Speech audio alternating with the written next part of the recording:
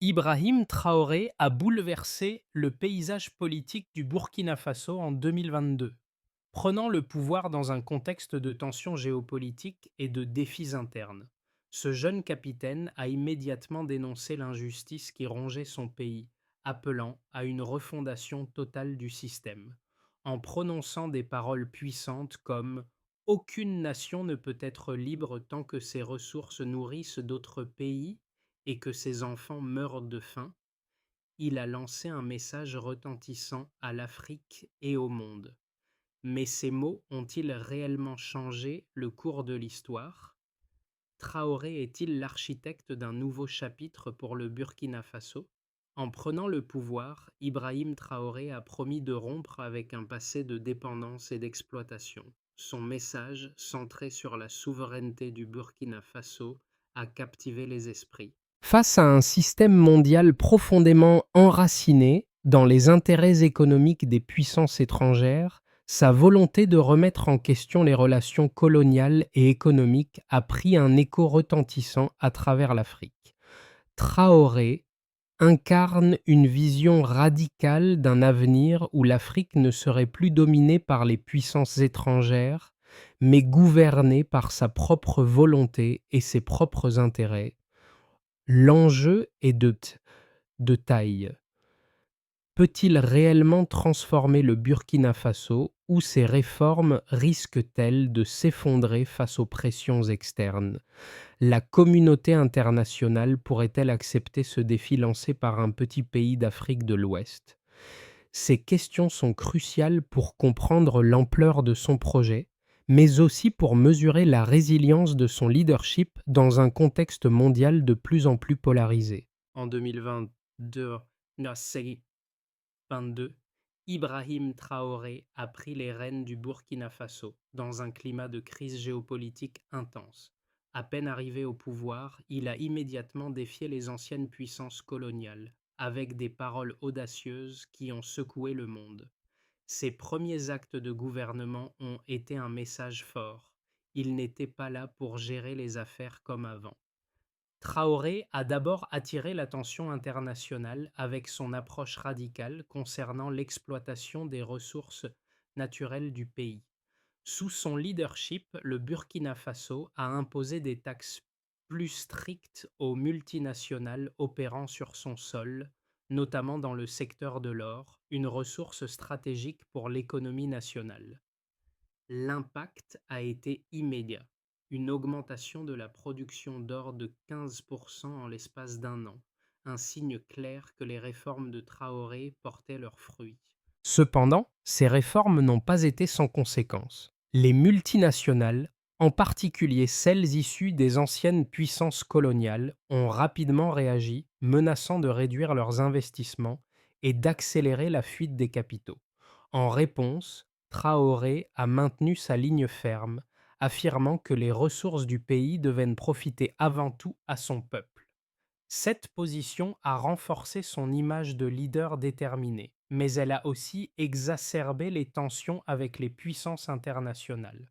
En parallèle, la situation sécuritaire au Burkina Faso s'est rapidement détériorée. Le pays, déjà fragile en raison des menaces terroristes dans la région du Sahel, a vu sa situation se compliquer avec l'émergence de groupes extrémistes qui ont profité du climat d'instabilité. Traoré a dû jongler avec ces deux défis majeurs, les pressions externes des puissances mondiales et la menace interne des groupes terroristes. Malgré cela, il a continué à maintenir sa vision d'un Burkina Faso souverain, résistant aux forces extérieures et fermement décidé à réformer son économie pour garantir un futur prospère à sa population. Ibrahim Traoré, jeune capitaine et figure emblématique du renouveau du Burkina Faso, a immédiatement attiré l'attention par son approche audacieuse face aux défis internes et externes. Bien plus qu'un leader militaire, Traoré s'est imposé comme un symbole de résistance et de souveraineté. Son parcours a été façonné par une profonde compréhension des souffrances de son peuple. En prenant le pouvoir, il n'a pas seulement mis fin à un régime en place, mais a donné naissance à une nouvelle vision pour son pays, un Burkina Faso libre, indépendant et prospère. Les premières réformes qu'il a mises en place ont rapidement montré des résultats tangibles. La réforme du secteur minier en particulier a eu un effet immédiat sur l'économie locale. L'augmentation de la production d'or, couplée à la redirection des bénéfices vers les projets de développement local, a redonné espoir à une population longtemps marginalisée par un système économique inégal. Mais ces mesures audacieuses ont également attiré des critiques et des menaces. Les multinationales, qui exploitaient les ressources naturelles du pays, ont exprimé leur mécontentement et la pression internationale a augmenté, notamment en raison de la menace de sanctions économiques. Cependant, l'impact de Traoré n'a pas été seulement économique. En incitant à une redistribution plus équitable des richesses, il a également suscité un fort soutien populaire, en particulier parmi la jeunesse. La lutte contre la corruption et la mise en place de structures gouvernementales plus transparentes ont renforcé son image de leader déterminé à changer les choses. Le peuple burkinabé, fatigué de l'exploitation et de l'injustice, a vu en lui l'espoir d'une nouvelle ère. L'ascension de Ibrahim Traoré au pouvoir en 2022 a marqué un tournant décisif dans l'histoire politique du Burkina Faso. À peine installé, il a mis en œuvre des réformes radicales pour redresser l'économie nationale, mais aussi pour renforcer la souveraineté du pays face aux puissances étrangères. L'une des premières actions de Traoré a été de s'attaquer à l'exploitation des ressources naturelles, en particulier l'or, une ressource stratégique pour l'économie burkinabé.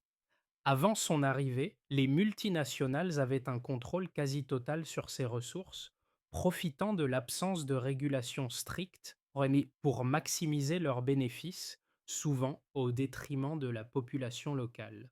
En 2023,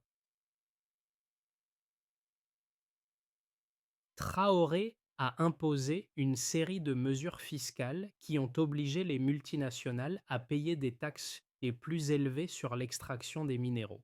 Cette réforme a conduit à une augmentation de la production d'or de 15%, une réussite majeure qui a attiré l'attention internationale. Mais cette réussite a aussi provoqué des tensions. Les anciennes puissances coloniales, qui avaient des intérêts économiques dans le pays, ont réagi vivement. L'une des premières répercussions a été une série de sanctions économiques imposées par la France et d'autres nations occidentales, cherchant à faire pression sur le gouvernement de Traoré. Cependant, au lieu de se laisser intimider, Traoré a persévéré, affirmant que son pays ne plierait pas devant les menaces extérieures. Simultanément, la situation sécuritaire du pays s'est détériorée. Le Burkina Faso, déjà en proie à des attaques terroristes dans le Sahel, a vu des groupes extrémistes intensifier leurs actions. Les forces de sécurité burkinabées ont été confrontées à un défi majeur: défendre l'intégrité du pays tout en menant une lutte pour la souveraineté économique et politique. Traoré a répondu à ces menaces par une consolidation de l'armée, en mettant l'accent sur la formation de troupes locales et l'amélioration des capacités de défense. Cependant, la lutte contre les groupes extrémistes a eu un coup lourd en termes de pertes humaines et de ressources. En parallèle, le gouvernement de Traoré a entrepris des réformes structurelles pour améliorer la gouvernance et lutter contre la corruption qui gangrenait l'administration. Le pays a mis en place une série de lois sur la transparence et la redistribution des richesses visant à assurer que les bénéfices tirés des ressources naturelles profitent directement aux populations locales. Ces réformes ont permis de renforcer la confiance des citoyens envers leur gouvernement et ont favorisé un sentiment de fierté nationale, en particulier parmi les jeunes. Traoré a également lancé des projets d'infrastructures visant à moderniser les villes et à améliorer les conditions de vie des Burkinabés. Cependant, ces réformes n'ont pas été sans obstacle. L'une des plus grandes difficultés a été la résistance interne au sein des élites politiques et économiques, qui ont perdu de leur pouvoir et de leur influence en raison des mesures de Traoré.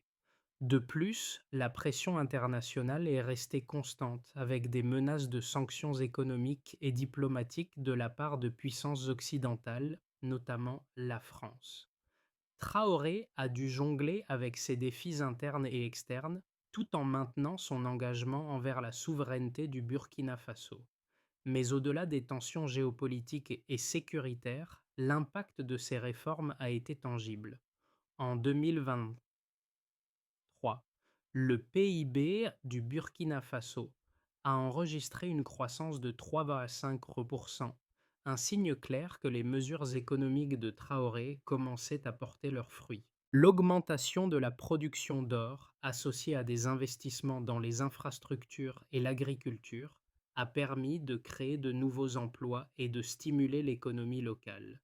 Ces gains économiques ont renforcé le soutien populaire à Traoré, qui est désormais perçu comme un leader capable de transformer son pays malgré les défis majeurs. Les réformes entreprises par Ibrahim Traoré ont eu des répercussions immédiates sur l'économie du Burkina Faso, et les chiffres confirment l'efficacité de ces changements. Dès son arrivée au pouvoir, l'une de ses priorités a été de revoir l'exploitation des ressources naturelles, en particulier l'or, qui représente une part importante de l'économie nationale. Avant ces réformes, le secteur minier était dominé par des multinationales qui ne contribuaient que faiblement aux finances publiques, exploitant les ressources sans bénéficier de répartition équitable. En réponse à cela, Traoré a mis en place une série de mesures fiscales plus strictes, obligeant les entreprises à payer des taxes plus élevées sur les bénéfices réalisés grâce à l'exploitation minière. Cette décision a permis d'augmenter les recettes de l'État et de rediriger une partie de ces fonds vers des projets de développement locaux. En 2020, la production d'or a connu une augmentation significative de 15%, un chiffre impressionnant qui témoigne de l'impact immédiat des réformes. Cette hausse n'est pas seulement un indicateur de succès pour le secteur minier, mais aussi un signal clair de la souveraineté retrouvée du Burkina Faso sur ses propres ressources. En parallèle, l'exportation d'or a généré des revenus supplémentaires pour l'État, augmentant ainsi les réserves de devises étrangères. Selon les rapports économiques, ces gains ont permis de renforcer l'investissement dans l'infrastructure, créant des milliers de nouveaux emplois dans des secteurs tels que la construction, les transports et l'énergie. Les réformes fiscales ont également eu un effet positif sur les relations du Burkina Faso avec d'autres pays. L'augmentation des recettes fiscales et l'amélioration de la transparence dans le secteur minier ont encouragé les investissements étrangers. En 2020,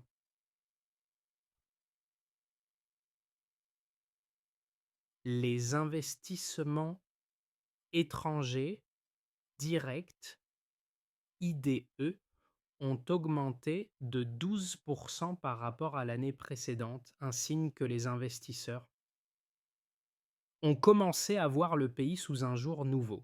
Cependant, ces succès économiques ne sont pas arrivés sans résistance. Les multinationales et les puissances économiques mondiales, notamment les anciennes puissances coloniales, ont critiqué ces réformes et ont imposé des sanctions économiques pour tenter d'intimider le gouvernement burkinabé.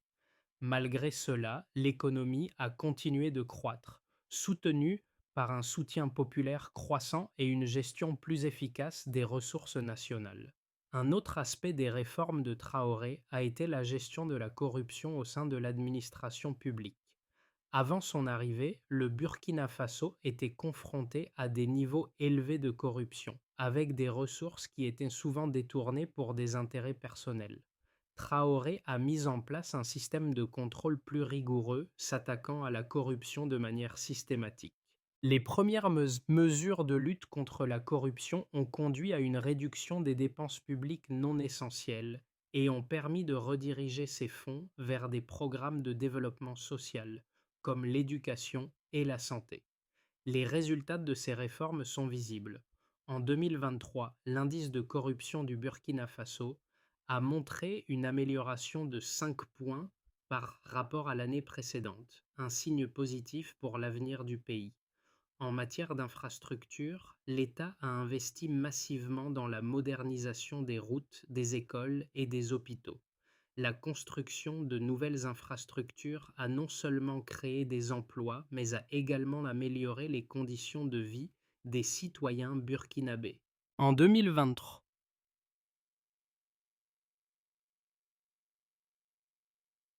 les dépenses publiques pour les infrastructures ont augmenté de 8% par rapport à l'année précédente, avec une priorité accordée à l'électricité et au transport, secteurs cruciaux pour le développement à long terme du pays.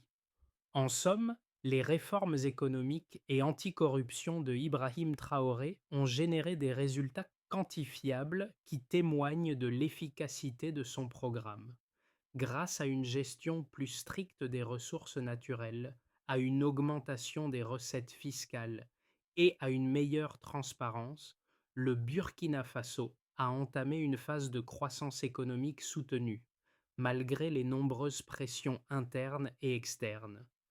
La véritable question reste: ces réformes pourront-elles résister aux pressions géopolitiques et sécuritaires auxquelles le pays est confronté? Ibrahim Traoré, à travers ses réformes, s'est imposé comme un défenseur résolu de la souveraineté du Burkina Faso. Cependant, son approche n'est pas sans critique.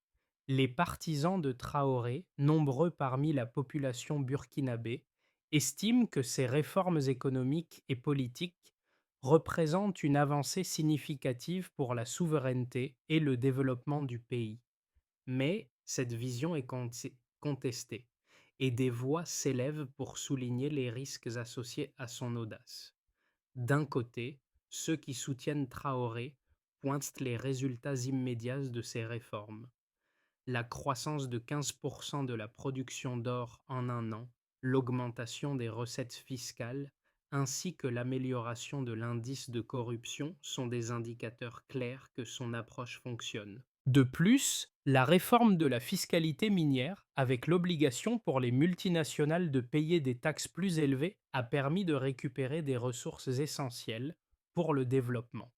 Cette redistribution des richesses contribue à créer une base économique plus équitable où les profits de l'exploitation minière bénéficient directement à la population locale plutôt que d'être siphonnés par des entreprises étrangères. Ce modèle est perçu comme un exemple de résistance à l'exploitation historique des ressources africaines par des puissances extérieures. Cependant, la critique majeure réside dans le fait que ces réformes peuvent entraîner une instabilité à long terme. La résistance des multinationales et des puissances coloniales qui ont vu leurs intérêts menacés est une réalité avec laquelle Traoré doit composer. L'imposition de sanctions économiques par des pays comme la France a mis le pays sous pression. Ces sanctions pourraient perturber les investissements d'étrangers et limiter la capacité du Burkina Faso à maintenir sa trajectoire de croissance. De plus, la dépendance excessive aux revenus tirés de l'or expose l'économie burkinabé à la volatilité des prix des matières premières sur les marchés mondiaux. En réponse à ces critiques, Traoré défend fermement ces réformes en affirmant que la souveraineté économique est essentielle pour garantir un avenir prospère au Burkina Faso. Pour lui, la dépendance vis-à-vis des puissances étrangères ne fait qu'aggraver les inégalités et compromet l'autonomie du pays. Bien qu'il ait dû faire face à des défis internes et externes, son engagement en faveur d'un Burkina Faso indépendant et prospère reste inébranlable. Ibrahim Traoré ne s'est pas contenté de réformer l'économie de son pays, il a également amorcé une transformation plus profonde, fondée sur la souveraineté et la justice sociale. Mais alors que le Burkina Faso commence à récolter les fruits de ses réformes économiques, un autre défi majeur se profile: L'équilibre fragile entre indépendance économique et coopération internationale. Si les gains économiques sont évidents, les tensions avec les puissances étrangères, notamment la France, restent une réalité. Les sanctions économiques imposées par ces pays, bien que partiellement contrebalancées par un soutien populaire croissant, menacent d'entraver la capacité du pays à poursuivre ses réformes. Pourtant, Traoré reste ferme dans sa position. La souveraineté du Burkina Faso est non négociable. Dans un contexte où l'Afrique cherche de plus en plus à se libérer de l'emprise des anciennes puissances coloniales, Traoré incarne cette volonté de rupture. Son message, centré sur l'autodétermination et le contrôle des ressources naturelles, trouve un écho de plus en plus large, non seulement au Burkina Faso, mais également à travers le continent. Mais la question demeure. Ces réformes suffiront-elles à maintenir l'équilibre fragile entre indépendance et résilience face à la pression internationale? L'impact des réformes mises en place par Ibrahim Traoré dépasse largement les frontières du Burkina Faso. Ces changements ont engendré des effets visibles à la fois au niveau national et régional, avec des implications qui s'étendent bien au-delà du secteur économique. En 2023, l'économie burkinabé a enregistré une croissance de 3,5%, un signe clair que le pays, autrefois considéré comme un des plus pauvres de la région, a commencé à inverser la tendance. Cette croissance, bien que modeste, a été soutenue par des réformes audacieuses, notamment la redistribution des bénéfices tirés de l'exploitation minière, qui ont profité directement à la population locale. Les secteurs de l'agriculture et des infrastructures ont également vu des améliorations notables. Le Burkina Faso a lancé des projets d'infrastructures visant à moderniser le pays et réduire la dépendance aux importations. Ces projets ont créé des milliers d'emplois, amélioré les conditions de vie dans les zones rurales et contribué à la réduction des inégalités sociales. En parallèle, l'investissement dans les énergies renouvelables a été renforcé avec des projets visant à améliorer l'autosuffisance énergétique, essentielle pour un pays qui fait face à des défis environnementaux croissants. Cependant, les bénéfices de ces réformes ne sont pas distribués de manière uniforme. Les inégalités persistantes entre les régions urbaines et rurales, bien que réduites, restent un problème. Les populations urbaines ont rapidement bénéficié des nouvelles infrastructures et de l'augmentation des services, tandis que les zones rurales, malgré des investissements accrus, sont encore confrontées à des défis importants, notamment en matière d'accès à l'éducation et aux soins de santé. De plus, bien que la lutte contre la corruption ait permis des avancées notables, il existe encore des poches de résistance au sein de l'administration, où des pratiques anciennes sont encore présentes. Sur le plan politique, les réformes de Traoré ont inspiré un sentiment de fierté nationale. Le Burkina Faso, qui a longtemps été perçu comme un pion dans le grand jeu géopolitique africain, commence à se voir comme un acteur de premier plan dans la région. La politique de Traoré, qui privilégie l'autodétermination et la justice économique, a trouvé un écho auprès d'autres pays du Sahel où des mouvements similaires ont commencé à émerger. Ces pays, confrontés à des défis similaires en matière de sécurité et de développement, voient dans Traoré un modèle à suivre. En conséquence, les réformes burkinabées ont donné naissance à une vague de solidarité régionale qui dépasse les frontières du pays. Mais ces changements ne sont pas sans coût. L'aggravation des tensions avec les anciennes puissances coloniales, notamment la France, a conduit à une montée des sanctions économiques qui ont pesé sur l'économie du pays. L'isolement croissant du Burkina Faso sur la scène internationale a conduit à des défis économiques et diplomatiques supplémentaires. Toutefois, Traoré reste ferme dans sa position. Selon lui, la souveraineté économique du Burkina Faso doit primer, même si cela implique des sacrifices à court terme. Les défis sécuritaires sont également omniprésents. Le Burkina Faso fait face à une menace constante de groupes extrémistes dans la région du Sahel, ce qui met une pression considérable sur les ressources du pays. Le renforcement de l'armée et les efforts pour stabiliser le pays par la sécurité intérieure restent des priorités absolues pour le gouvernement. Pourtant, ces menaces internes pèsent sur la capacité du pays à consolider ses gains économiques et politiques. Les réformes de Ibrahim Traoré, bien qu'ambitieuses, ont ouvert la voie à trois scénarios distincts pour l'avenir du Burkina Faso. Chacun de ces scénarios dépendra des décisions à venir du gouvernement et de la manière dont les tensions internes et externes seront gérées dans les mois à venir. Dans le meilleur des cas, le Burkina Faso pourrait devenir un modèle pour d'autres pays africains. Si Traoré réussit à maintenir ses réformes économiques et à poursuivre la diversification de son économie, il pourrait solidifier la croissance du PIB, améliorer les conditions de vie des citoyens et créer de nouvelles opportunités d'emploi.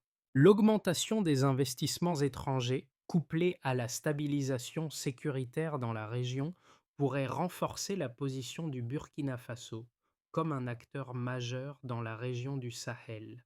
De plus, si d'autres pays africains suivent l'exemple de Traoré et mettent en œuvre des réformes similaires, l'Afrique pourrait amorcer une nouvelle ère de souveraineté économique, réduisant ainsi la dépendance vis-à-vis des puissances coloniales et des multinationales. Un scénario plus modéré verrait une croissance continue, mais avec des défis. Les réformes économiques de Traoré, bien que réussies, pourraient se heurter à des obstacles importants.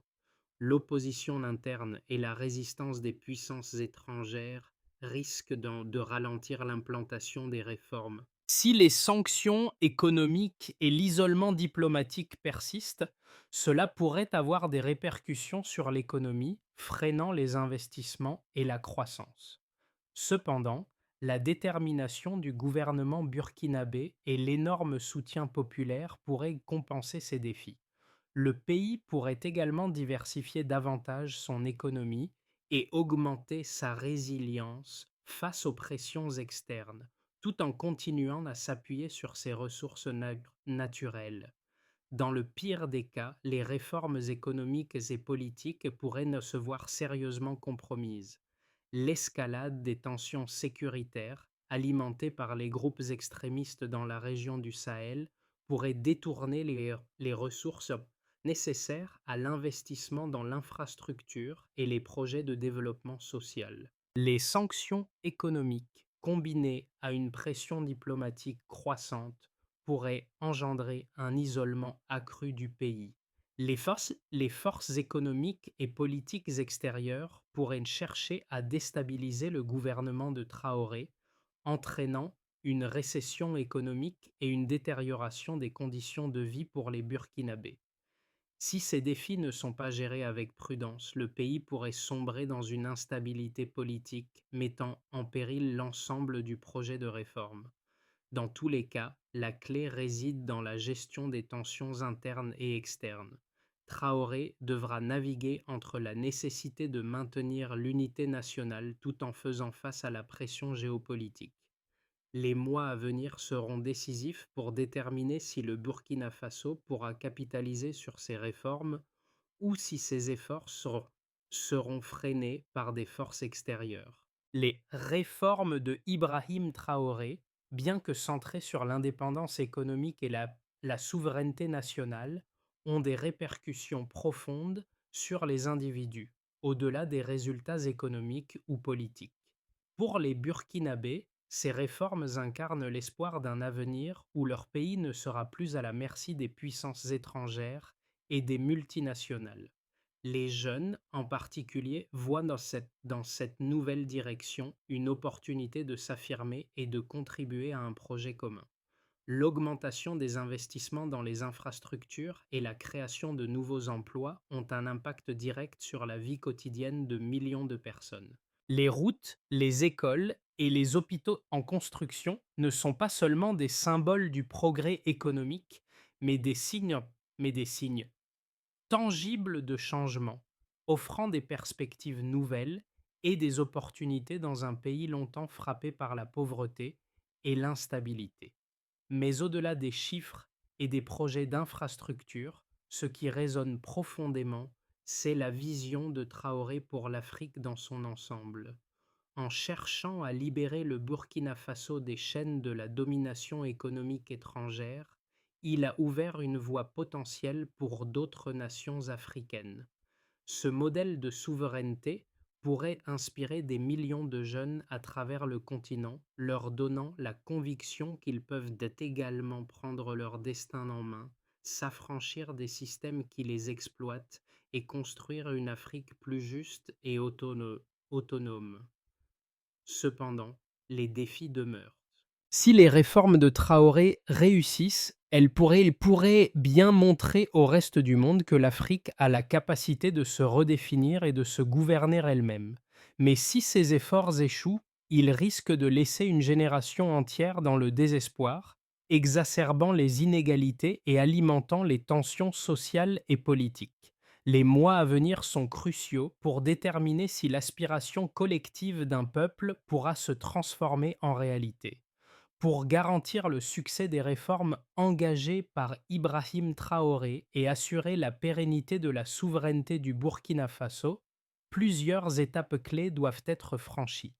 La première étape cruciale réside dans le renforcement de la gouvernance, la mise en place de structures de contrôle plus rigoureuses, la lutte contre la corruption et la transparence dans la gestion des ressources sont des priorités qui doivent être consolidées. Les réformes anticorruption, bien que prometteuses, doivent aller plus loin pour éviter que les anciennes pratiques ne refassent surface.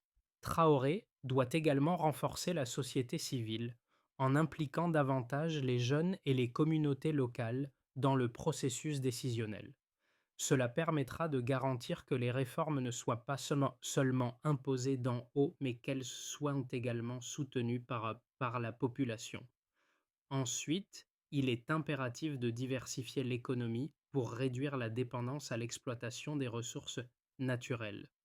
Si le Burkina Faso continue à s'appuyer principalement sur l'or et d'autres minéraux, il court le risque de rester vulnérable aux fluctuations des marchés mondiaux. Le pays doit investir dans des secteurs clés comme l'agriculture durable, les énergies renouvelables et les nouvelles technologies. Ces investissements permettront de créer des emplois durables et de stimuler une croissance économique plus équilibrée. Enfin, il est essentiel de maintenir une diplomatie active avec les puissances mondiales tout en renforçant les partenariats régionaux. Le Burkina Faso doit naviguer avec prudence dans ses relations internationales en équilibrant la nécessité de protéger sa souveraineté avec la recherche de partenariats économiques stratégiques. Le soutien des pays voisins et de l'Union africaine sera crucial pour préserver l'indépendance du pays face aux pressions extérieures.